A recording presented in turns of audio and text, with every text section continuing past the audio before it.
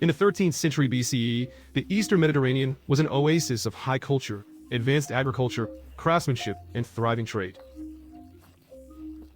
Some Bronze Age nations thrived, splitting the region. On the island of Crete, the Minoan civilization, one of Europe's earliest advanced cultures, was renowned for its wall-less palaces, intricate labyrinths, frescoes, and grand fleet. Its culture thrived on trade, crafts, and maritime power. In mainland Greece, particularly the Peloponnese, the Mycenaean civilization, or the civilization of the Achaeans, was gaining strength. Unlike the refined and peaceful Minoans, the Mycenaeans were fond of warfare. Their fortresses, Mycenae, Thera, and Pylus, were surrounded by massive walls of giant stones, known as Cyclopean masonry. Mycenaeans like Agamemnon, Achilles, and Odysseus led the Trojan War.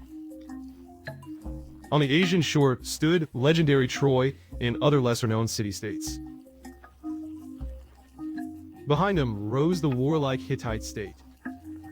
It held an exclusive monopoly on a groundbreaking invention, iron, the smelting of which was a closely guarded state secret. Mesopotamia sprawls between the Tigris and Euphrates. The Babylonian Tower had long stood there. It had sewer systems, toilets, and even chariot taxis. 30-meter temples dotted the land. Buildings rose 3 stories or higher. The Mesopotamian states, Mitanni, Babylon, and Assyria, had complex irrigation systems providing water for crops and the pools of the wealthy. However, copper and tin were scarce here. These had to be imported, relying on grain exports and manufactured goods. Egypt, building massive pyramids, competed in constructing grand structures. It controlled territory up to the Dead Sea. Egypt, the world's breadbasket, was a wealthy state with limited copper reserves in the southwestern Sinai Peninsula. Yet it lacked fuel for smelting and, like tin, had to import it using grain export revenues.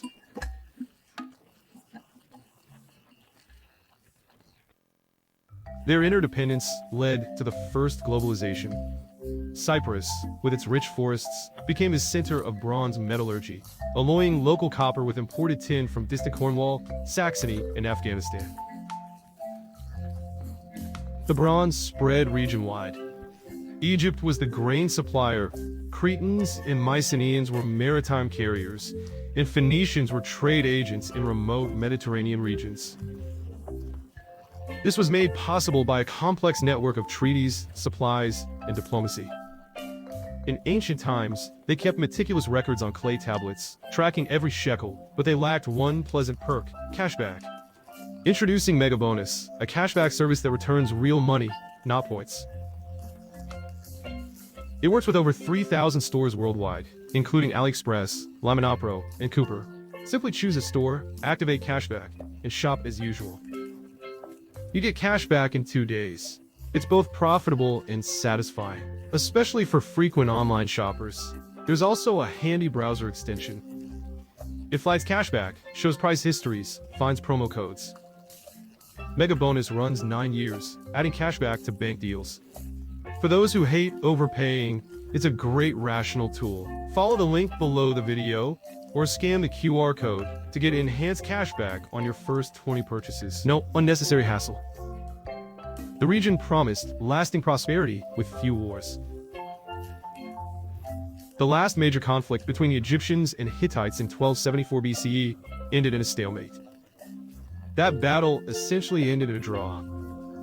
Both rulers claimed victory upon returning home and signed the first peace treaty in history. Yet, as the poet said, nothing lasts forever under the moon. Around the 17th century BCE, on what is now Santorini, one of humanity's most powerful volcanic eruptions, the Thera eruption, occurred. Scientists estimate its power far exceeded Vesuvius, causing colossal destruction. The volcano spewed billions of tons of ash and gas, collapsed inward, and formed a massive caldera. It triggered a tsunami that struck the coast of Crete and other Aegean islands. This event severely weakened the Minoan civilization. Crops failed, famine began, and trade declined. About a century later, the Achaeans, or Mycenaean Greeks, strengthened their influence, displaced the Minoans, and seized key Aegean centers. They became the region's main military power. In the late 13th to early 12th century BCE, Troy was destroyed, likely during an Achaean campaign, described later in Homer's epics. This coincided with the fall of the Hittite kingdom, whose capital, Hattusa, was destroyed and abandoned. What caused this? Not just Greek invasions, but internal crises, droughts, weakened central authority, and attacks by the so-called Sea Peoples. Diverse tribes spoke varied languages. Among them were the Philistines, later settling on the southern Levant coast, the Chardana, possibly linked to Sardinia, and the Phrygians, who came to Anatolia from the Balkans. During this period, Mycenaean centers also collapsed due to internal turmoil and Dorian invasions. The Egyptians broadly labeled these barbarian hordes as Sea Peoples. Why the sea? Because the invasions came from the sea. They were nothing remarkable. Just barbarians. They were mercenaries, traders, appearing and vanishing. They lived independently, causing few problems, until they began using new weapons and armor, like cast spearheads and long swords, which emerged in the Eastern Alps and Carpathians around the 13th century BCE.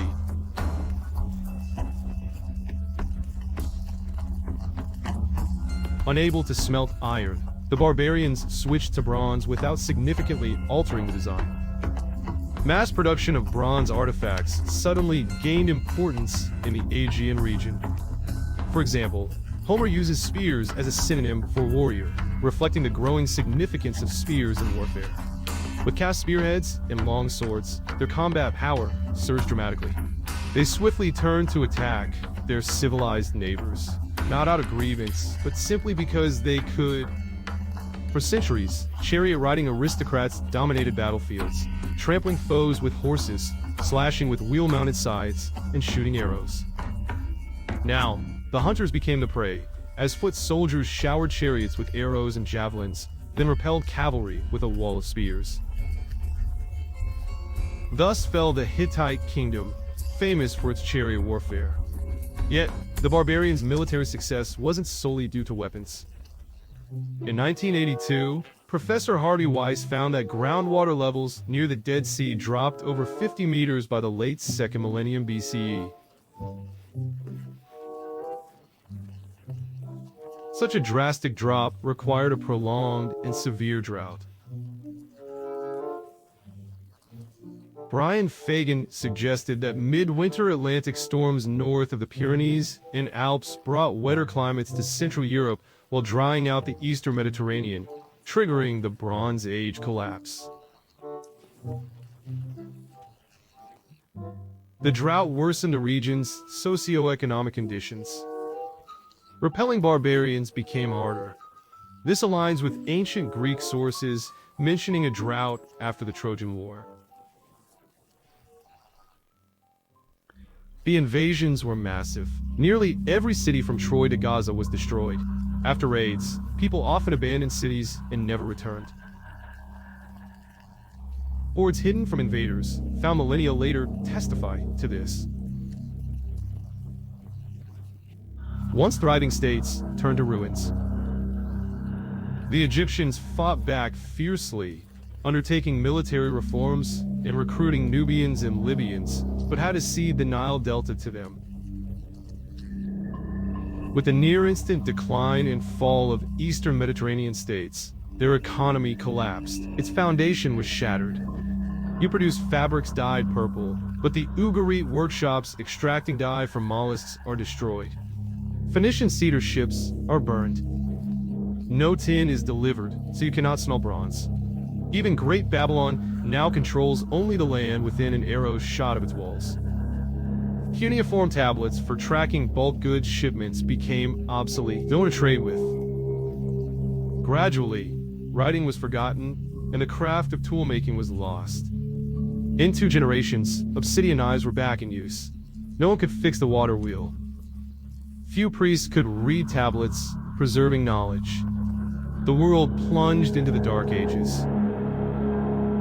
Coasts emptied, pirates were forced to abandon ships, but even inland, they found only exhausted, frightened people with nothing to take.